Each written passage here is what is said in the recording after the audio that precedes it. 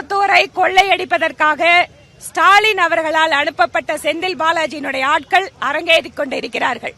கோவைக்காரங்க ரொம்ப அமைதியானவங்க தான். ஆனா அவங்க எல்லாத்தையும் பார்த்துட்டு தெளிவான முடிவு எடுப்பார்கள். நிச்சயமா 2500 ரூபாய் ஒரு சில தொகுதியில, தெற்கு தொகுதியில 5000 ரூபாய். இந்த பணம் எல்லாம் எங்கிருந்து வந்தது? இந்த பணம் எல்லாம் எங்கிருந்து வந்திருக்கு?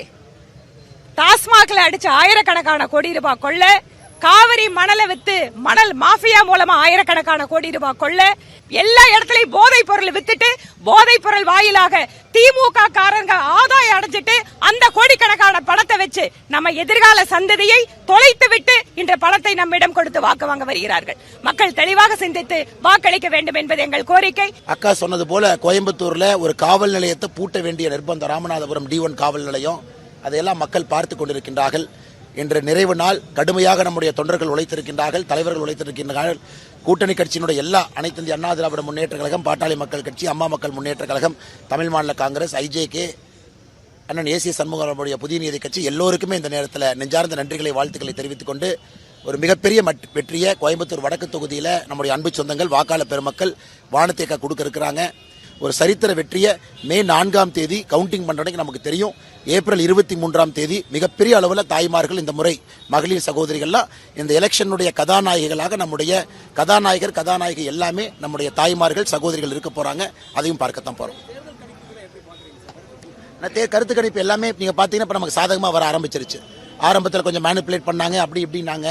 கடந்த 2-3 நாட்களாக எல்லாமே சாதகமா வர ஆரம்பிச்சிருச்சு. இருந்தும் கருத்து கணிப்புகளை என்டிஏவுடைய வேவ் என்ன நீங்க ப்ரெடிக்ட் பண்ணலங்கிறது என்னுடைய ஃபீலிங். என்டிஏவுக்கு ஒரு பெரிய ஒரு வேவ் உருவாயிருக்கு எல்லா இடத்திலும் கூட. அதனால் கருத்து கணிப்புகள் ஒரு ட்ரெண்ட், ஒரு டைரக்ஷன், என்டிஏ மேல போகுது, ஹாஃப் மார்க்கை நோக்கி போகுது, கிராஸ் பண்ணிருச்சுன்னு தான் சொல்றீங்க. மே 4ஆம் தேதி வரும்பொழுது நம்ம கிடைக்கக்கூடிய மெஜாரிட்டியும் மேண்டேட்டும் ஒரு தொகுதியில் நம்முடைய உறுப்பினர்களுடைய வெற்றி மார்ஜினும் பார்க்கும் பொழுது நிறைய பேர் ஆச்சரியப்படுவீங்க.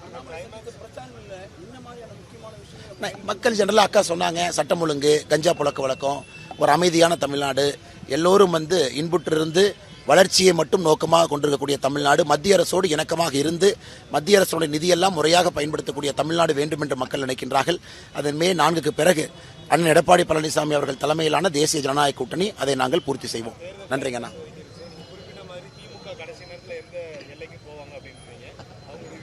அண்ணா அதையெல்லாம் மக்கள் இப்ப டிஸ்கவுண்ட் பண்ணிட்டாங்க. அக்கா சொன்னது மாதிரி இன்னைக்கு நேத்திலிருந்து நம்ம பார்க்கிறோம், அராஜக அரசியலை, வன்முறை அரசியலை கட்டவிழ்த்து விட்டிருக்கின்றார்கள்.